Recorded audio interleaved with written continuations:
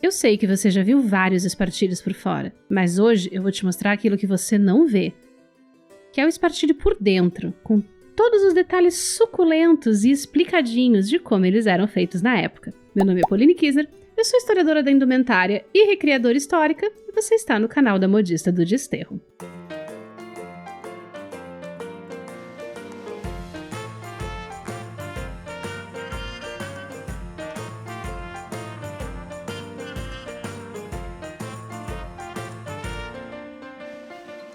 Olá, modisters! Tudo bem com vocês aí desse lado? Se a sua máquina do tempo quebrou e você também ficou preso neste século e chegou aqui por acidente, seja muito bem-vindo. Nesse canal, a gente fala de história da moda e sobre como as roupas também contam a história das pessoas comuns. Mas fazemos isso com pesquisa histórica séria, a partir de fontes originais de cada época e dos estudos feitos nas universidades e nos museus. Tudo isso para trazer para você um conteúdo histórico gratuito e de qualidade, com informações corretas e comprovadas, e sem um monte de bobagem que aparentemente foi tirada do olho do... O vídeo de hoje é um presente para todos os modistas que, assim como eu, gostam mesmo é de fofocar sobre a parte escondida das roupas, investigar os materiais usados e descobrir como essas roupas incríveis eram construídas e tinham essa estrutura toda. Então já sendo seu dedinho neste botão de like, se inscreve aqui no canal, ativa as notificações e vem comigo pra gente investigar todos os detalhes desse espartilho original de 1780.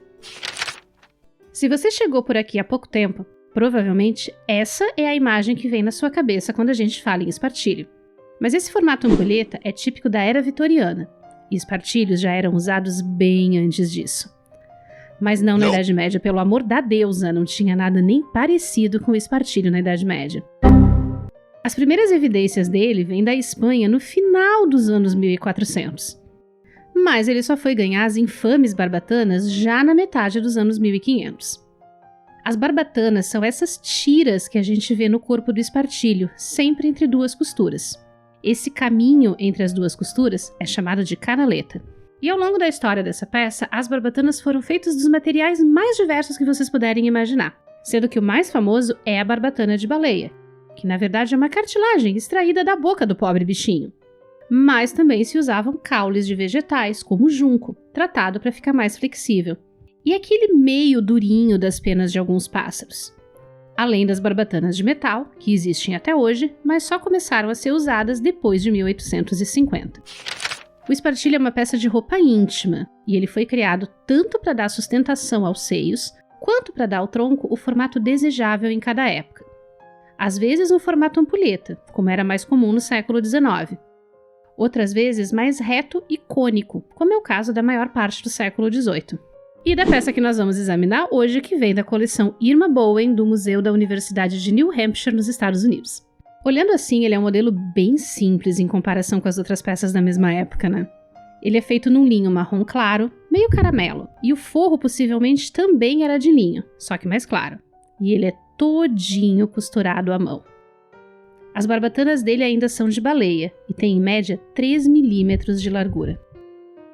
Então são dezenas de canaletas na horizontal, vertical e diagonal, inteiramente costuradas à mão, porque ainda não existiam máquinas de costura nessa época. Eu não consigo nem imaginar quanto tempo de trabalho a confecção dessa peça levou, mas posso dizer com certeza que ela foi feita por mulheres.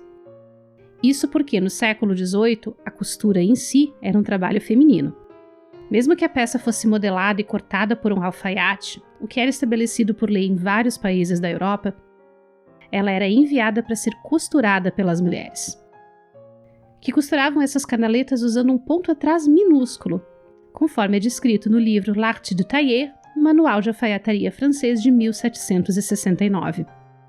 Todas as referências dos textos que eu cito e dos que eu usei na pesquisa desse vídeo estão na descrição do vídeo. Mas se você curte nosso trabalho, você também pode ter acesso direto à minha biblioteca pessoal com todo esse material e ainda ajudar o canal a se manter. Com valores a partir de R$10 mensais, você contribui para que a gente possa continuar produzindo conteúdo histórico de qualidade, em língua portuguesa, e de forma gratuita para o público brasileiro. Você pode se tornar membro aqui no clube de canais do próprio YouTube usando seu cartão de crédito, lá no apoia.se/A Modista do Desterro, com cartão ou boleto, Mas você também pode pingar um Pix pra gente através da chave que está aparecendo aqui embaixo ou do QR Code que está aparecendo aí na tela. Você vê essa meia abertura aqui na frente? Ela é típica de 1780, quando os espartilhos começaram a deixar o busto mais arredondado e menos achatado. De perfil, a gente consegue ver bem esse efeito, que também era alcançado com essas barbatanas atravessadas, que sustentavam e moldavam os seios na posição desejada. Talvez você tenha notado que na frente existem essas alças de linha. Aqui passava-se uma fita ou um cordão que permitia regular a compressão só na área do busto. E essa coisa saltando ali no meio da abertura? Você provavelmente deve estar se perguntando. Isso, meu amor, é um busque. Desde os anos 1850, os espartilhos começaram a ganhar um fecho metálico na frente. Além de permitir abrir e fechar a peça, esse busque metálico também ajuda a deixar a frente mais retinha, um efeito barriga zero. Bom, o busque do século XVIII não era um fecho de metal, ele era uma peça inteiriça de madeira que era inserida na frente do espartilho. O busque podia ser colocado num tipo de bolso no próprio tecido da peça, mas esse aqui foi preso no lugar com uma costura, como você pode ver direitinho nessa foto do interior dele. Busques são peças antigas nos espartilhos, e embora essa aqui seja de uma madeira mais simples, era comum que eles fossem decorados com desenhos e até frases levemente eróticas, já que busques eram presentes que as mulheres podiam receber dos maridos e até dos seus amantes. Esse aqui é um busque francês do século XVII que é o meu favorito. No verso, ele tem escrita a frase: "Tenho desta dama o favor de me deitar em seu seio, de onde escuto o suspiro do amante que cobiça meu lugar." E já que a gente passou para o interior dessa peça, bom, vamos continuar por aqui mesmo. O molde dele tem 8 partes ou painéis, que você consegue identificar por essa dobra de tecido caramelo. Cada uma delas corresponde a 2 partes que foram unidas por uma costura feita com ponto espiral usando 4 fios de linha. E as sobras do tecido foram presas para dentro com outro ponto em espiral. Nessa página do livro Corsets and Crinolines da Nora Wall, nós vemos um molde tirado de uma peça original mesmo do período. E assim dá para ter uma noção mais exata das partes que formavam o espartilho. Eu sei que você notou essas partes em outra cor aqui e o bichinho da curiosidade te mordeu, né? São reforços colocados em área onde a peça precisa de mais sustentação, como no busto. Inclusive, aqui no cantinho dá para ver um pedaço da barbatana de baleia original nessa canaleta de sustentação dos seios. E sim, elas são originalmente escuras. Também encontramos esse reforço na área das axilas, para proteger a peça do atrito natural do uso diário. Assim como na área da cintura, onde haveria maior compressão e maior necessidade de sustentação.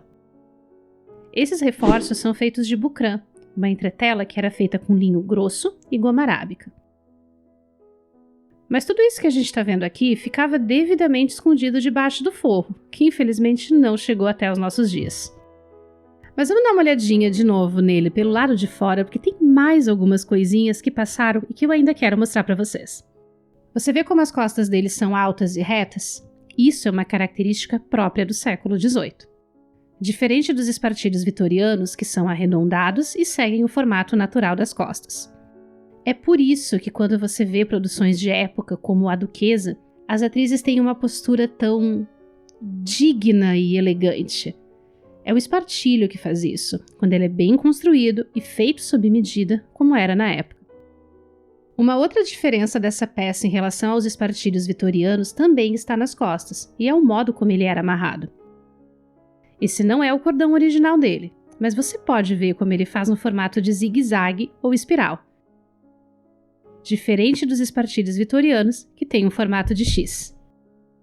E sim, dá para vestir e amarrar sozinha. O espartilho que você está me vendo usar nessa gravação aí também é amarrado desse jeito, só que o meu fecha na frente.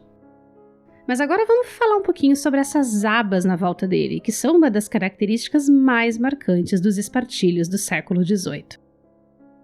Nos anos 1700, as saias ganhavam forma graças a diversos tipos de armações, como as anquinhas, que existiam em vários tamanhos, e também as almofadinhas, que ficaram mais populares na década de 1780. O espartilho do século XVIII não abraçava o tronco inteiro como o do século XIX. Ao invés disso, essas abinhas se abriam sobre o quadril e sobre as armações, sem comprimir o quadril e ajudando a dar sustentação ao formato da saia. Nessa foto do interior, você vê que elas estão cobertas pelo forro. E era muito comum que o forro das abas fosse cortado separado e depois preso ao forro do restante da peça, para economizar tecido. E também porque isso permitia trocar o forro das abinhas, que se desgastava com uma certa facilidade, sem que fosse necessário desmontar a peça inteira. E isso era uma coisa muito importante porque espartilhos eram peças feitas para durar e para serem usadas por vários e vários anos. E uma das coisas que tornava essa vida longa deles possível era justamente a maneira como eles eram construídos. O museu nos informa que essa peça, totalmente fechada, tem 65 centímetros de cintura e 86 de busto, o que é mais ou menos um manequim 40 moderno. Mas como ele era usado aberto e essa abertura nas cordas das costas normalmente se usava e ainda se usa entre 6 e 10 centímetros de abertura, na verdade isso sobe a nossa peça para um manequim que poderia chegar até um 44 moderno. E toda pessoa que lida com menstruação sabe o quanto nós precisamos de roupas ajustáveis que acompanhem as flutuações do nosso corpo ao longo do ciclo menstrual. E também o quanto nosso corpo muda ao longo da vida e como isso faz parte da experiência humana. Esse espartilho pertenceu a Temperance Pickering Knight, filha de um rico proprietário de terras da região de New Hampshire.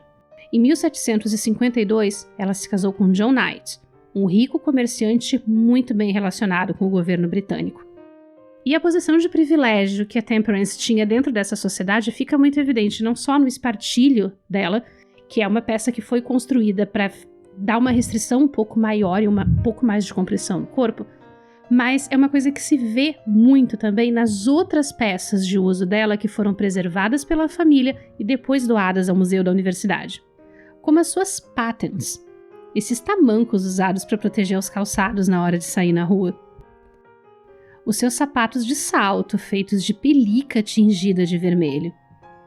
Seu hobel anglese, feito de seda damascada marfim, todo tecido e confeccionado na Europa. E seu manto de lã inglesa, tingido de escarlate, que consumia assustadores 8 metros de tecido para ser cortado. Se você assistiu até aqui, muito obrigada. Eu te convido a se inscrever no canal, deixar o seu like e me contar aqui nos comentários se você gostaria que eu explorasse as outras roupas da Temperance Pickering que estão no museu em detalhes em outros vídeos, exatamente como eu fiz com o espartilho dela. E aproveita para dar uma conferida nesses outros conteúdos de história da moda que a gente já tem por aqui e que eu separei para você com todo carinho.